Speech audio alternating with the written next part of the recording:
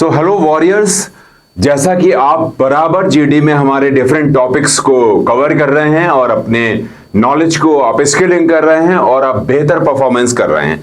बहुत सारे टॉपिक्स हम लोगों ने कवर किए हुए हैं। आज का जो टॉपिक मैं लेकर के आपके पास आया हूं वो है India become third largest economy bye 2027, यानी कि 2027 में इंडिया दुनिया की थर्ड लार्जेस्ट इकोनॉमी हो जाएगी, यानी कि ये सरपास कर जाएगी जापान और जर्मनी को, जो कि अभी थर्ड और फोर्थ पोजीशन पे हैं। कैसे ये चमत्कार हो रहा है और क्या रीजंस हैं, यानी कि इकोनॉमी अगर है तो फिर ये टॉपिक जरूर से जरूर आपको आना चाहिए।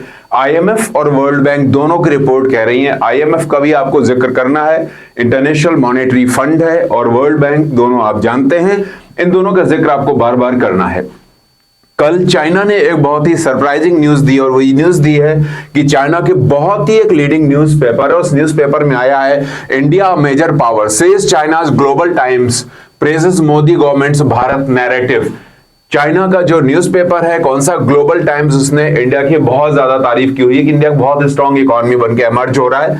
इन हिज आर्टिकल जैंग जियाडोंग जो ऑथर हैं, उन्होंने इसके बारे में काफी कुछ लिखा हुआ है कि साउथ एशियन स्टडीज पे जो फोकस करके उन्होंने बोला है कि ग्रेट पावर स्ट्रेटजी अगर है तो अंडर मोदी रिजीम चल रही है, यानी कि बहुत कुछ बड़ा चेंज होने वाला है। India will become third largest economy bye 2027। Morgan Stanley एक बहुत बड़ी ऑर्गेनाइजेशन है जो कि सर्वे करती है, और वो सर्वे का रिजल्ट ये बता रहा है कि मॉर्गन स्टैनली भी बोल रहा है कि इंडिया थर्ड लार्जेस्ट इकोनॉमी बन जाएगी 2027 में। यानी कि आपको यहां पर जो की पॉइंट्स याद रखने हैं वो याद रखने हैं कि आपको बोलना है कि China's Global Times admired Modi's regime as well as Indian economic status, and second part आपको करना है कि आईएमएफ वर्ल्ड बैंक दोनों कह रहे हैं कि 2030 नहीं बल्कि 2027 में ये थर्ड लार्जेस्ट इकोनॉमी बन जाएगी, और इसके साथ संग अगर आप मॉर्गन स्टैनली का भी नाम ले लेते हैं तो भी एक इंपैक्ट जाएगा।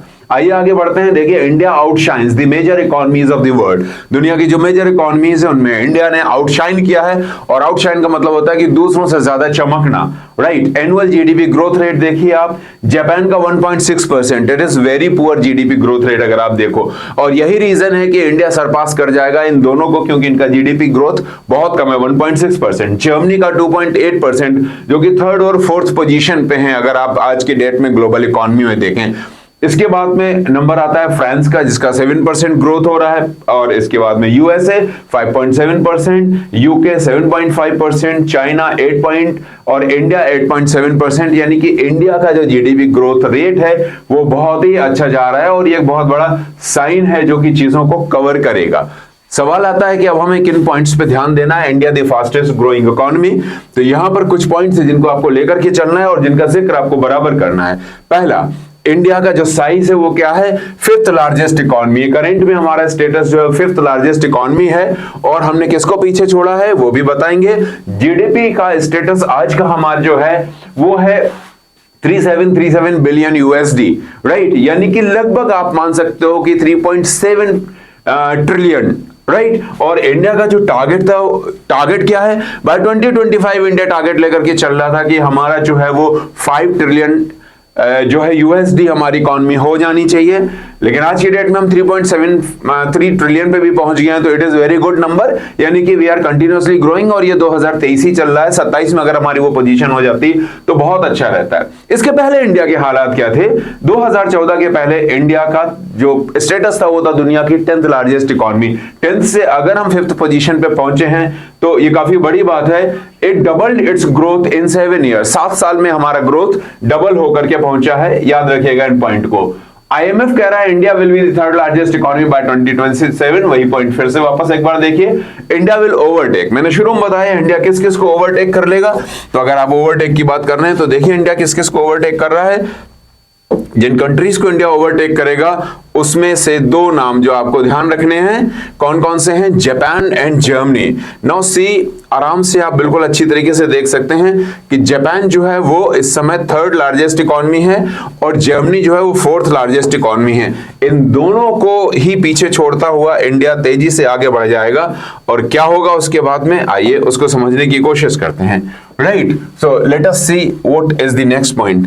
अगला पॉइंट आपका है कि पर कैपिटा जीडीपी। एक पॉइंट बहुत जरूरी हो जाता है कि हमारी इतनी इकोनॉमिक स्ट्रेंथ तो है, लेकिन हमारा पर कैपिटा जीडीपी क्या है, यानी कि जिसको हम बोले प्रति व्यक्ति जो हमारी आय होती है, पीसीआई पर कैपिटा इनकम को हम यहाँ पर कैपिटा जीडीपी के सेंस में लेकर के चल रहे हैं, उसको समझने की कोशिश कीजिए।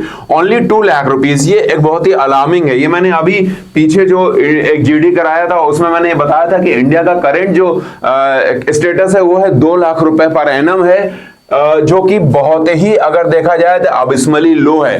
ये फिलर्स होते हैं, ये मैंने आपको एक स्ट्रक्चर दे दिया और इस स्ट्रक्चर में आपको फिल करना है। What you have to fill, that what you have to understand. अब आपको यहां फिल करना है 2 लाख रुपीस पर एनम है, यानी कि रीजन क्या है, रीजन हमारा इतना लो पीसी पर कैपिटा इनकम या जीडीपी है पर कैपिटा, वो इतना कम क्यों है, इतना कम क्यों है, क्योंकि GDP is divided by the wealth divided by what, population. तो अगर आप पॉपुलेशन देखें तो अगर हम आज की डेट में देखा जाए तो इंडिया तो चाइना को भी सरपास कर चुका है, हम सबसे बड़ी पॉपुलेशन बन चुके हैं दुनिया की। तो सिंपल सी बात है, जब डिवाइड किया जाएगा तो यही स्टेटस निकल करके आएगा, यह है। और यह भी प्रोजेक्टेड है कि 2017 में 2047 यानी कि 2047 में हम पहुंच जाएंगे 14.7 lakh, and that is very good sign कि। लेकिन हाँ, अगर देखो आप टाइम ड्यूरेशन भी देखो तो 100 इयर्स ऑफ इंडिपेंडेंस में हमारा जो जीडीपी पहुंचेगा या पर कैपिटा इनकम पहुंचेगा वो 14.7 लाख पहुंचेगा। नाउ आगे बढ़ते हैं और देखते हैं और क्या क्या इसमें आपके लिए इंपॉर्टेंट की चीजें हो सकती हैं। GDP growth only in China, India and the US. बड़ी सबसे चीज ये हो रही है कि आज की डेट में सिर्फ चाइना, इंडिया और यूएस का जो है वो जीडीपी ग्रो कर रहा है एक रिस्पेक्टेबल नंबर में, अदरवाइज बाकी के हालात तो बहुत ज्यादा खराब हैं। आगे बढ़िए, देखिए what is the forecast for India GDP in 2027। Forecast क्या है, फोरकास्ट क्या, it will be around 38% more than, किससे ज्यादा होगी, 38% ज्यादा होगी 2023 से, while that of Japan and Germany will be only 15% more than their 2023 level. यानी कि 2023 से जर्मनी और जापान सिर्फ 15% इकोनॉमी अपनी ग्रोथ करा पाएंगे 27 में, लेकिन इंडिया 38% ग्रो कर जाएगी। और 38% अगर आप 37 यानी कि 3700 बिलियन का निकालोगे डॉलर का, या ट्रिलियन में 3.7 ट्रिलियन का निकालोगे, 38% ऑलमोस्ट 40% अगर आप लेकर के चलो, तो जो चीज आज की डेट में हमारे पास में 3500 या 4000 है, वो जाकर के आप उसका अगर निकाल लीजिए आराम से 40%, यानी कि हम करीब पहुंच जाएंगे 4.23 यूएसडी जो है, ट्रिलियन यूएसडी पे पहुंच जाएंगे, और वो कहीं ना कहीं हमारे टारगेट को अचीव करता दिखेगा। लेकिन प्रॉब्लम सिर्फ एक आती है, एक और इकोनॉमिक स्ट्रेंथ बढ़ रही है, दूसरी ओर आप वर्ल्ड के 3rd लार्जेस्ट इकोनॉमी बन रहे हो, लेकिन जो प्रॉब्लम है वो प्रॉब्लम ये आ रही है, क्या हमारा पर कैपिटा इनकम बढ़ रही है, और अगर पर कैपिटा इनकम नहीं बढ़ेगी तो बहुत सारी प्रॉब्लम्स आएंगी। इस पूरे टॉपिक को आप इंटरलिंक कर सकते हो उस टॉपिक को जो मैंने अभी आपके साथ डिस्कस किया था, और जिस टॉपिक का वीडियो शायद आपने देखा होगा। इन 2027 India's GDP will be 1/5 of the China's. Problem एक और यहां पर जो समझने की चीज है वो ये है, तो एक जो बहुत अच्छी बात होने वाली है 2027 में, India GDP will be 1/5 of China's. China की जो जीडीपी है उसकी 1/5 हो जाएगी, और क्या है, short by 20 trillion USD. China जो है वो 20 ट्रिलियन यूएसडी शॉर्ट हो जाएगी, और अगर हम बात करें यूएस की तो वो 26 ट्रिलियन यूएसडी शॉर्ट हो जाएगी। यानी कि इस शॉर्ट हो जाएगी का मतलब इंडिया इतना शॉर्ट रहेगा। यानी कि आज की डेट में आप कैलकुलेट भी करना सीखो कि अगर 27 में इंडिया के जीडीपी चाइना की जीडीपी से 20 ट्रिलियन यूएसडी कम होगी और यूएस से 26 ट्रिलियन यूएसडी कम होगी, तो फिर इनकी करंट जीडीपी क्या होगी, ये सारा चीजें कैलकुलेट करके चलना है आपको। So now question comes, what are the challenges which we actually we are facing। तो चैलेंजेस ये है कि सबसे बड़ा चैलेंज तो ये है कि वीक पर कैपिटा जीडीपी है, हमारी जीडीपी बहुत वीक है, क्योंकि सिर्फ हमारी 2 लाख पर एनम जीडीपी है। दिस इज जीडीपी का मतलब पर कैपिटा की बात कर रहा हूं मैं, this is due to the population. सबसे बड़ा रीजन है कि पॉपुलेशन है। दूसरा क्या, पुअर स्किल है। हमारे यहाँ स्किल एक बहुत बड़ा इश्यू है। प्रोडक्टिविटी अगर हम देखा जाए, पर कैपिटा प्रोडक्टिविटी की बात करें कि हम एक इंसान कितना प्रोडक्टिव है कंट्री के लिए in terms of wealth generation, वो बहुत पुअर है हमारे यहाँ। उसके रीजन है पुअर स्किल्स है। अब ये एक पुअर स्किल्स, आपको एक गैप मिल गया जिस गैप में आप फिल कर सकते हो बहुत सारा कंटेंट। स्किल की कमी कहां कहां है, स्किल इंडिया क्या कर रहा है, आप स्किलिंग के लिए क्या क्या करना है आपको, चैलेंजेस कौन कौन से हैं। चैलेंजेस ये हो सकते हैं कि टेक्नोलॉजी ड्रिवन इकोनॉमी हो गई है इस समय, वो जो मैनुअल इकोनॉमी का कॉन्सेप्ट था वो खत्म हो गया है। जहां पर आप देखो अगर ड्राइवरलेस कार्स आने के फ्यूचर के सिग्नल्स मिल रहे हैं, जहां पर आप देखो कि अगर एग्रीकल्चर में ड्रोन जो है वो इरिगेशन कर रहा है, अगर आप देखो कि ड्रोन डिलीवरी कर रहा है, बहुत सारी चीजें आप देख रहे हैं। मैनुअल अगर वर्क कम हो रहा है तो इंडिया के जो बहुत ज्यादा हाथ हैं, जिसको बोलेंगे कि इंडिया के पास जो बहुत ज्यादा मैन पावर है, वो मैन पावर अगर मॉडर्न अप स्किलिंग उसके संग नहीं होती है तो वो चैलेंजेस हमारे लिए बड़े खतरनाक होंगे। Right, around 90% of the total workforce का क्या है, डोमिनेटेड बाय इनफॉर्मल सेक्टर। ये इनफॉर्मल सेक्टर में लगा हुआ, और इनफॉर्मल सेक्टर का मतलब समझते हैं आप, इनफॉर्मल सेक्टर का मतलब हुआ कि ऐसा सेक्टर जिसका कोई डिटेल नहीं है, वो इनफॉर्मल सेक्टर होता है। चलिए आगे बढ़िए। अनएम्प्लॉयमेंट एक बहुत बड़ा रीजन है। There is a lack of job creation for growing population. Population explosion के स्टेट में हम आ चुके हैं, और सबसे बड़ी चीज है कि यूथ पॉपुलेशन बहुत ज्यादा है, जॉब्स उतने नहीं क्रिएट हो रहे हैं। तो मल्टीपल टॉपिक्स को आपको इंटरलिंक करना है और बात करना है। अनएम्प्लॉयमेंट टॉपिक आप कर चुके हो, पॉवर्टी टॉपिक बहुत डिटेल में कर चुके हो, उन दोनों टॉपिक्स को यहां लेकर के आ सकते हैं। जब पॉवर्टी होगी, नेचुरल सी बात है आप स्किलिंग नहीं होगी, क्योंकि कोर्सेज बहुत ज्यादा महंगे होंगे। जब कोर्सेज बहुत ज्यादा महंगे होंगे तो नेचुरल सी बात है कि जॉब का मार्केट अपने आप में खराब होगा। गवर्नमेंट जॉब्स कितना क्रिएट करेगी और उसकी भी एक लिमिट है। यहां पर आप एग्जांपल्स दे सकते हो कि कंपटीशन बहुत ज्यादा टफ होता जा रहा है। जैसे अगर इस बार का पीटी एग्जाम देखो, पीटी एग्जाम में जो डीआई है या जो दूसरे सेक्शंस आए थे या जो जनरल स्टडीज के एरिया कवर किया गया था, वो बहुत ब्रॉड था। That was not of that level जो एक 10th के एग्जाम से एक्सपेक्ट किया जाता है। तो ये चीजें बढ़ रही हैं। तो यानी कि अनएम्प्लॉयमेंट क्या है, there is a lack of job creation for growing population which leads to vicious circle of poverty. Vicious circle क्या होता है कि घूम के फिर बैक टू स्क्वायर वन पहुंच गए, ये एक विशियस सर्कल हो गया। ह्यूमन डेवलपमेंट इंडेक्स देखो, हमारा ना सिर्फ हैप्पीनेस इंडेक्स बल्कि हमारा ह्यूमन डेवलपमेंट इंडेक्स बहुत खराब है। इसके मेजरमेंट होते हैं, इसके प्रोसेस होते हैं।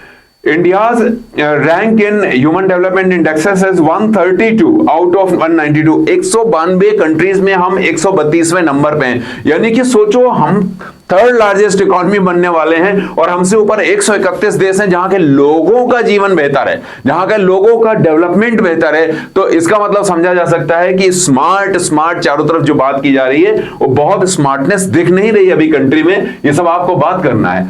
किन चीजों में इंडिया को फोकस करना चाहिए, हेल्थ में फोकस करना चाहिए, और बहुत सारे फोकस हेल्थ में किए जा रहे हैं, बहुत सारे एरियाज में फोकस किए जा रहे हैं। यहां आप बात कर सकते हो कि पॉपुलेशन एक्सप्लोजन के बावजूद भी the way Indian health industry is growing is actually a big salute. Now you see COVID के केस में जिस तरह से इंडिया ने वैक्सीन को हैंडल किया, कंट्री को हैंडल किया, ये बहुत कमेंडेबल है। इतना नंबर 1 पॉपुलेशन होकर के और इतना ज्यादा अगर आप देखो पर कैपिटा जो इनकम है वो कम होने के बावजूद भी वैक्सीनेशन ड्राइव बड़ी तगड़ी रही।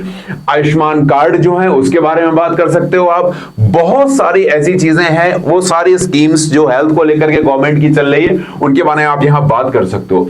एजुकेशन की बात करें, एजुकेशन में इंडिया को बहुत ज्यादा फोकस करना है, क्योंकि अब ग्लोबल इकोनॉमिक कंडीशंस हैं। अब ये नहीं हो सकता है कि आप अपने तरह से चल सकते हो। बहुत सारी चीजों में आपको इंटरनेशनल अफेयर्स को समझना पड़ेगा, एजुकेशन का लेवल बदलना पड़ेगा, और इसके लिए एनईपी के बारे में आपको बात करना है। तो मैं फिर एक बार आपको बता रहा हूं कि आप जो भी बात करो उसमें चीजों को आप इनकॉर्पोरेट करो। जैसे मैंने अगर हेल्थ बोला तो हेल्थ में आपको आयुष्मान कार्ड के बारे में बात करना है। हेल्थ में आपको बहुत सारे और भी स्कीम्स के बात कर, आपको पंचशील के बारे में बात करना है, आपको योगा को प्रमोट करने के बारे में बात करना है कि the way India is taking care of everything. अगर हम एजुकेशन की बात करें तो एजुकेशन में आपको मैंने जो चीजें अभी की कि यहां पर जो है स्किल डेवलपमेंट पे फोकस करना होगा।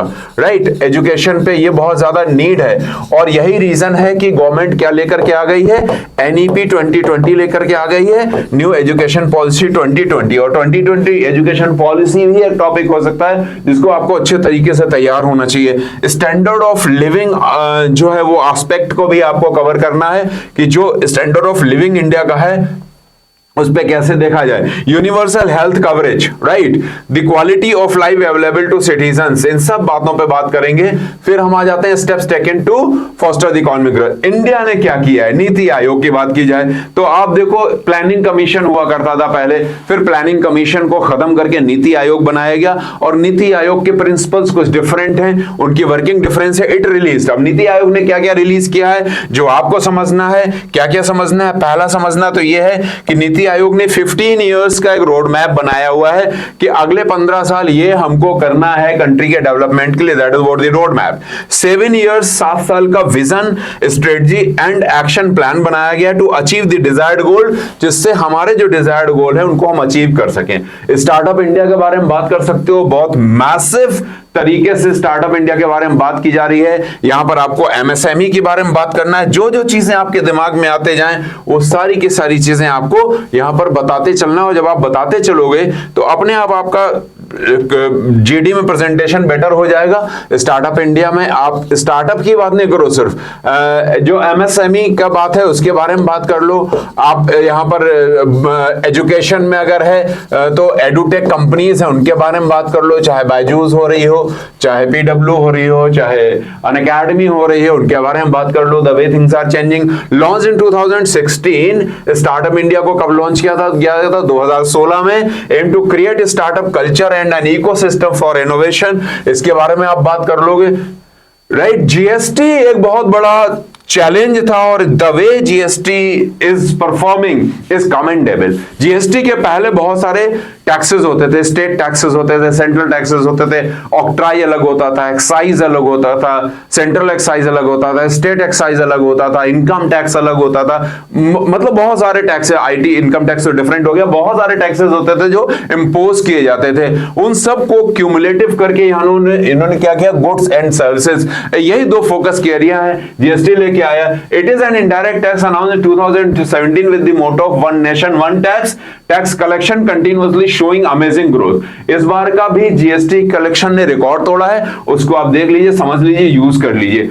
नेशनल इंफ्रास्ट्रक्चर पाइपलाइन की अगर हम बात करें तो it is a road map for 5 years, 2025 तक का है, around 100 lakh crore rupees in social and economic structure. अब देखो, अब इंफ्रास्ट्रक्चर की आप बात करिए तो सोशल इंफ्रास्ट्रक्चर और दूसरी ओर इकोनॉमिक स्ट्रक्चर, दोनों की बात कर लो। सोशल इंफ्रास्ट्रक्चर क्या हो सकता है भैया, इतना पैसा रिलीज हुआ, आप देखो घर बनाए जा रहे हैं, 2.5 लाख रुपए अर्बन में, 1.5 लाख रुपए रूरल में, जिस तरह से दिए जा रहे हैं to the poor people just to get their house constructed, आप उसकी बात कर सकते हो कि ये एक बहुत बड़ी चीज है। दिन गोल्डन क्वाड्रिलेटरल जो अटल बिहारी वाजपेयी जी का ड्रीम प्रोजेक्ट हुआ करता था कभी, कि स्वर्णिम चतुर्भुज की हम इंडिया को बहुत अच्छे हाईवे से कनेक्ट करेंगे।